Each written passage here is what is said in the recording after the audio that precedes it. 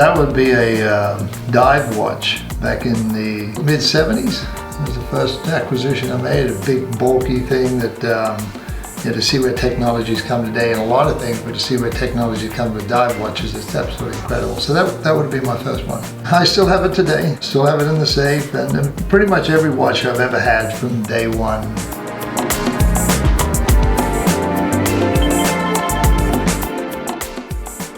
Well, in my personal collection, I probably have about 80 plus or minus. But you got to remember, I've been fortunate being a professional golfer. I've had associations with Rolex, other associations with Omega. When I win golf tournaments, I get an Audemars Piguet or something like that. So it's been an interesting balance to see the eclectic collection of watches I do have, because some of them have my signature and some of them, like I said, are a presentation to me. I got one watch that's it's a Rolex covered in diamonds and stuff like that, which is not my thing. It's a little bit too much bling, but at the end of the day, it's a magnificent watch and it still sits in my safe.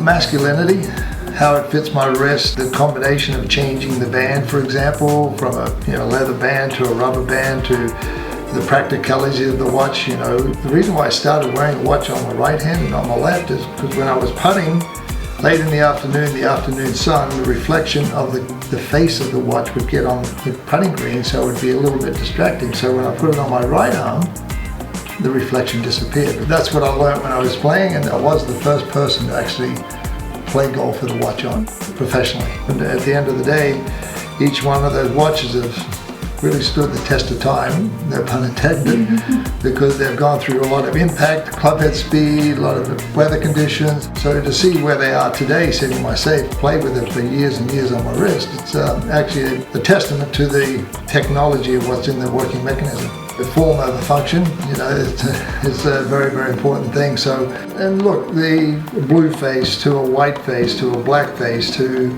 a larger face to, I think for me it's the character of the watch that jumps off your wrist, and you've done it right when you go somewhere and everybody says, oh, well, that's a beautiful looking watch, or can I get a watch like that? So if you wear them correctly with the right outfits, they pop even more.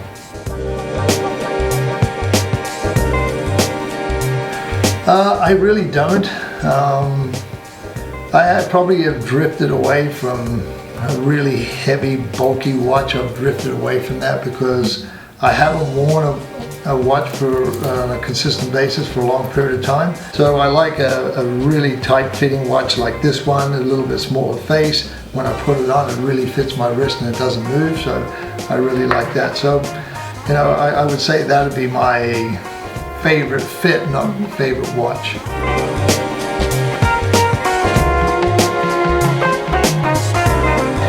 Yes, they do. Trophy watches like this was given to me on my 40th birthday. There's Rolex. It's a very, very sentimental, special piece.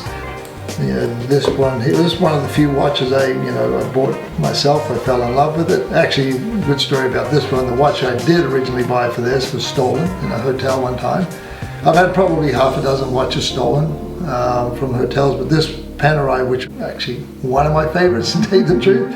So when it was stolen, I had to go through the whole insurance process, and I went out and replicated it the best I could. The rest of these Omegas had a great relationship with Omega for a long, long period of time. So these are great timepieces that I was allowed to wear during photo shoots, and they ended up on my wrist staying there.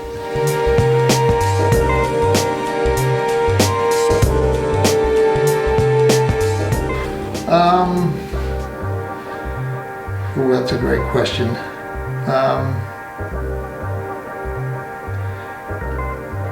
Probably an antique or an old Rolex. I think they're like fantastic old Rolls Royces. They hold their value.